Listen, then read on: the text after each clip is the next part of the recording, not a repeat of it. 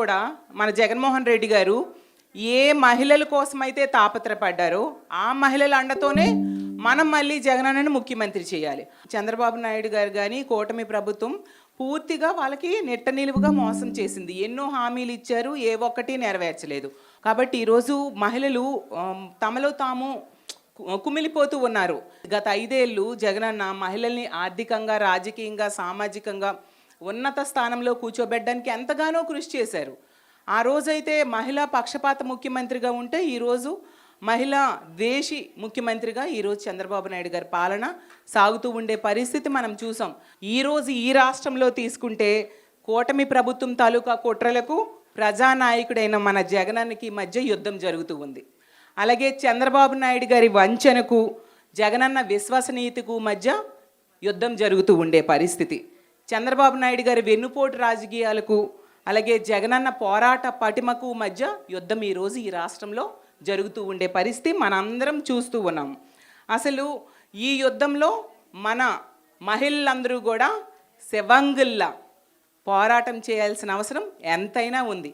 జగనన్నకి ఒక సైన్యంలా మారాల్సిన అవసరం మన అందరి మీద ఉందని తెలియజేస్తూ ఉన్నాను. కాబట్టి రానున్న రోజుల్లో జగనన్న పాదయాత్ర 2.0 ప్రారంభమవుతుంది.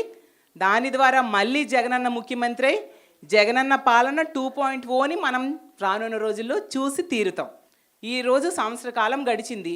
ఏ ఒక్క ఎమ్మెల్యే అయినా ప్రజల్లోకి ధైర్యంగా వెళ్ళగలుస్తున్నారా? వెళ్తే ప్రజలు చీకొడతారు. ఎందుకంటే ఇచ్చిన హామీలు ఏ ఒక్కటి నెరవేర్చని పరిస్థితి మన అందరము చూసాం. ప్రతి దానిలో కూడా మహిళలకే అవకాశాలు ఇచ్చిన పరిస్థితి మనం చూసాం. కాబట్టి మనం జగనన్నకి మళ్ళీ ముఖ్యమంత్రిగా చేసుకోవాల్సిన అవసరం మన అందరి మీద ఉంది. ఈరోజు తీసుకుంటే మద్యం ఏరులై పారుతూ ఉండే పరిస్థితి, ఎక్కడ చూసినా బెల్ట్ షాట్స్, దానివల్ల మహిళల మీద అఘాయిత్యాలు విపరీతంగా పెరిగిపోతూ ఉండే పరిస్థితి.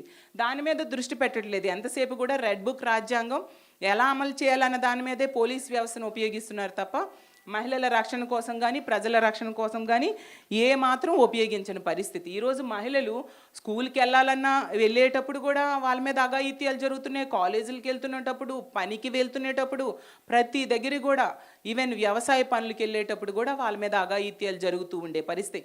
అంటే మహిళలకి ఈ కూటమి ప్రభుత్వంలో ఇంట్లో రక్షణ లేదు, బయట కూడా రక్షణ లేని పరిస్థితి మనం చూస్తూ ఉన్నాం.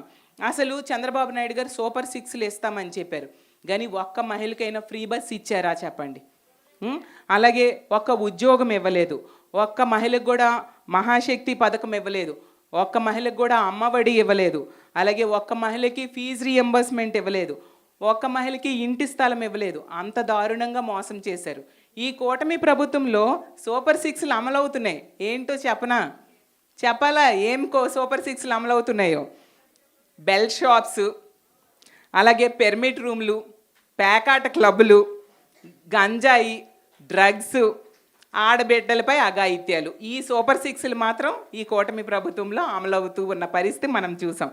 అంతేకాకుండా సూపర్ 6లు ఇవ్వట్లేదు, కానీ వాళ్ళు హామీ ఇచ్చిన సూపర్ 6లు సూపర్ స్కాములు మాత్రం ఇస్తూ ఉన్నారు.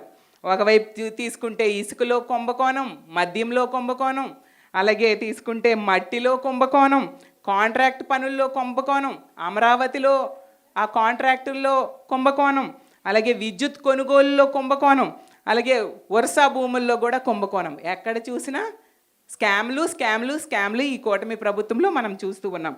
కాబట్టి ఈ రోజు నుంచి కూడా మన మహిళలందరూ కూడా జగనన్న సైన్యంలా మారి జగనన్న కోసం, జగనన్న పార్టీ, మన పార్టీ అయిన వైఎస్ఆర్ కాంగ్రెస్ పార్టీ నిర్మాణంలో భాగస్వామ్యాలు అవ్వాలని మీ అందరినీ కోరుకుంటూ ఉన్నాను.